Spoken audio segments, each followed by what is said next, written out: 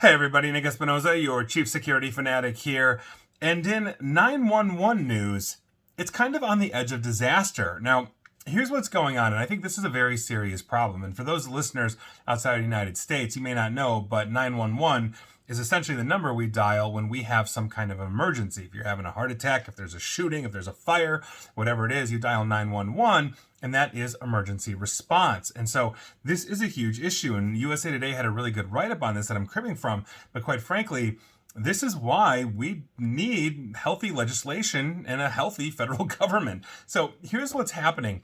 And for a backdrop, about 7 million people went roughly 2 hours with no 911 service when the Massachusetts 911 system went down statewide. Now, this type of crash has become basically rather relevant and a lot more frequent than it should be. And quite frankly, we are living in a fragmented emergency response system across the country. Not all places have the same level of 911 or modernization. So by virtue of that, outages have hit 8 states in the past year. This past April, we had widespread outages affecting millions in Nebraska, Nevada, South Dakota, and Texas. That was blamed on workers severing a fiber line while installing a light pole. In other words, there's no redundancy in the internet, no redundancy in connectivity for 911 centers in 4 states.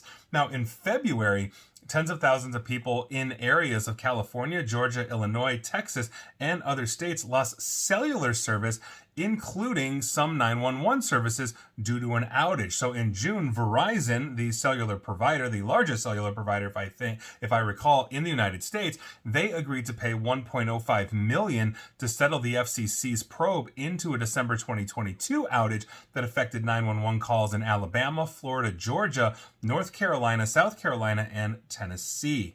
And so this entire situation is emblematic of problems plaguing the emergency communication systems due in part to a huge amount of disparity in the system's age and capabilities, not to mention funding these 911 systems across the county. And while some states, cities, and counties have already modernized their systems, or they are in the process of upgrading or have planned to upgrade, several of them are actually lagging behind with no plans at all whatsoever. And if you didn't know, the 911 system is typically supported by fees that are added to phone bills, but state and local governments also tap those general funds for other resources. So by virtue of that, we're paying into the 911 system to keep it modern, and our politicians are, I don't know, fact-finding missions to the Bahamas, whatever they're doing with that money, it's not really going there in the way that it should be nationwide. Some places are better than others. So here's the crux of the situation, according to Jonathan Gilad, Vice President of Government Affairs of the National Emergency Number Association. They're the ones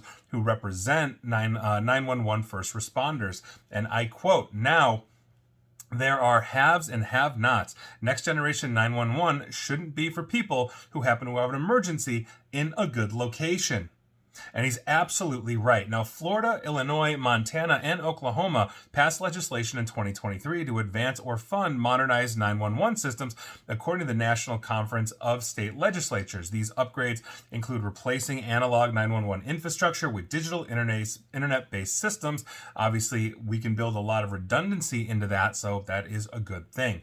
Now, lawmakers have also looked at modernizing 911 systems by tapping revenues that the FCC, or Federal Communications Commission, gets from auctioning off the rights to transmit signals over specific bands of the electromagnetic spectrum.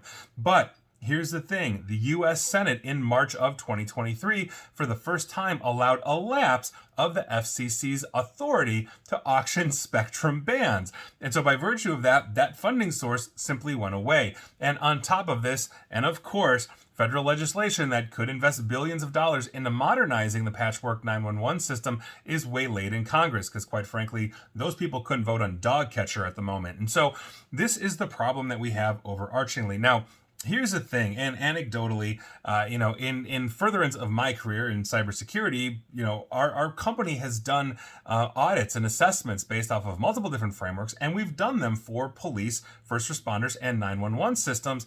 And I'm saying this right now without naming names. We've been able to get into 911 networks, due to vulnerabilities. There is basically a lack of upkeep, but it also really speaks to the disparity that we have here. wealthier areas are going to have wealthier systems. And if you're looking at simply the intrinsic value of a human, I don't care if you're rich or poor, you've got a right to have good first response and a well-functioning emergency system if you need it. And so by virtue of it, it's one of those things that, quite frankly, the government should be spending on. And I don't care if you're a tax cut person or a tax spend person or whatever it is. There are very certain things that government should do, such as protection via military, ensuring citizens' infrastructure is actually secure. Infrastructure isn't sexy, but it's needed. So with that, I'm going to leave it at that, but I think this is absolutely insane. And I hope, quite frankly, that we can come together and at least agree on that, hey, you know what? If you pick up 911, it shouldn't be down. And if you pick up 911, it's actually going to get to somebody. And the more modern systems accept text messages.